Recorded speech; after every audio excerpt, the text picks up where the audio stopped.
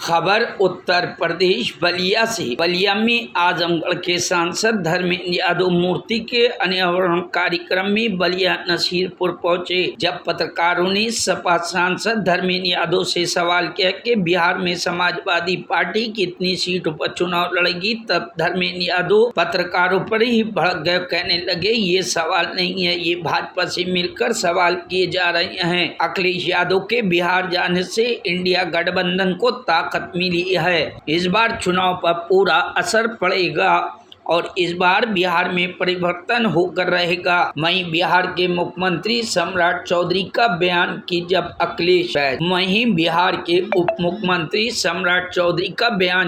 Akhilesh Yadav UP के मुख्यमंत्री थे तो उनके ऊपर कई मुख्यमंत्री थे के सवाल पर सपा सांसद धर्मेंद्र यादव ने कहा कि इस तरह की बातों को छोड़ो, वो अपना देखें कि वो किस नंबर के हैं। अखिलेश यादव का व्यक्तित्व ऐसा नहीं है कि सम्राट चौधरी ऐसे लोग टिप्पणी करें। वहीं प्रधानमंत्री के चीन दौरे पर सपा सांसद धर्मेंद्र यादव ने कहा, जो ऑपरेशन सिंदूर के सीज फायर की घोषणा की, जिस तरीके से अमेरिकी राष्ट्रपति ने की, उसके बाद से जिस तरीके से टैरिफ बढ़ाया गया, ऑपरेशन सिंदूर में जिस तरीके से किसी भी पड़ोसी देश के साथ नहीं दिया, इस तरह की तमाम चीजें हैं जिससे विदेश नीति ठीक नहीं है। वहीं SCO की बैठक में प्रधानमंत्री के बयान की, जिनमें देशों ने आतंकवाद के खिलाफ लड़ाई में सहयोग दिया, उनके प्रति आभार के सवाल पर सपा सांसद ने कहा, जो साथ दे रहे हैं उसका आभार व्यक्त करना ही चाहिए, लेकिन बेहतर विदेश नीति वो है कि पड़ोसी देशों से मैत्रीपूर्ण संबंध हैं। लेकिन प्रधानमंत्री जी अभी चीन में बैठे, अभी कुछ नहीं कहूँगा, वो आए फिर मैं कुछ कहूँगा।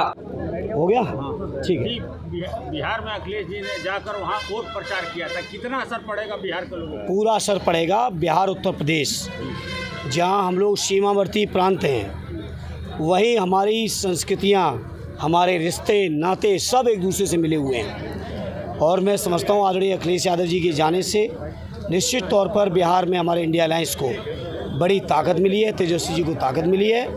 और बिहार की जनता इस बार तैयार है। जो परिवर्तन की लड़ाई का इतिहास रहा है बिहार का पूर्ववर्ती, चाहे वो आज़ादी के आंदोलन में रहा हो, चाहे इमरजेंसी में रहा हो, चाहे और मौक़ों पे रहा हो, बिहार के लोग मैं समझता हूँ फिर से तैयार हैं देश में एक परिवर्तन लाने को। समाजवादी पार्टी वहाँ कितने सीटों पर चुनाव लड़ रही है? ये सवाल नहीं है पत्रकार साथी, मुझे लग रहा है किसी से भाजपा से मिलकर सवाल किए जा रहे हैं। सवाल ये नहीं है, सवाल ये है कि वहाँ हमारा इंडिया अलायंस कितनी सीटें जीत के आ रहा है, कितनी बड़ी तादाद में सरकार बना रहा है, ये इम्पोर्टेंट है। ये जो वोट चोरी हो रही है देश में, उसकी शुरुआत बिहार के लोगों के बीच की गई है।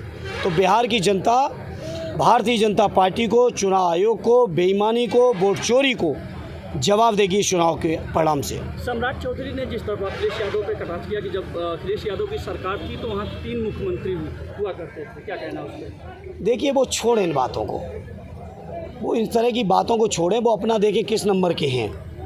आदरणीय अखिलेश यादव जी का व्यक्तित्व ऐसा नहीं है कि सम्राट चौधरी जैसे लोग उन पर टिप्पणी कर पाएँ।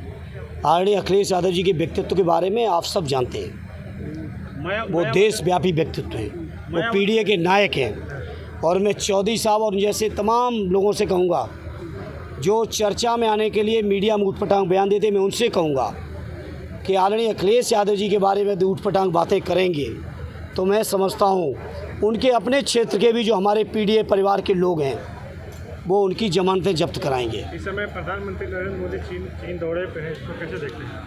देखिए, वो प्रधानमंत्री जी गए, अब प्रधानमंत्री जी लौट के आएंगे, वो बताएंगे।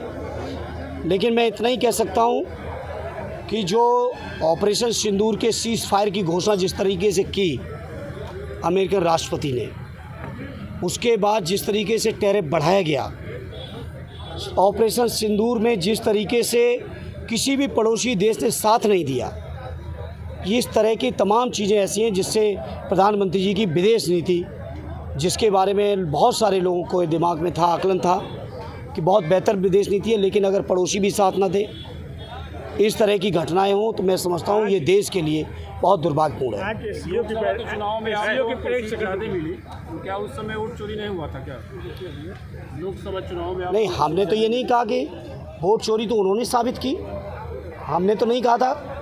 उन्होंने वोट चोरी साबित की कि 65 लाख गलत वोट है।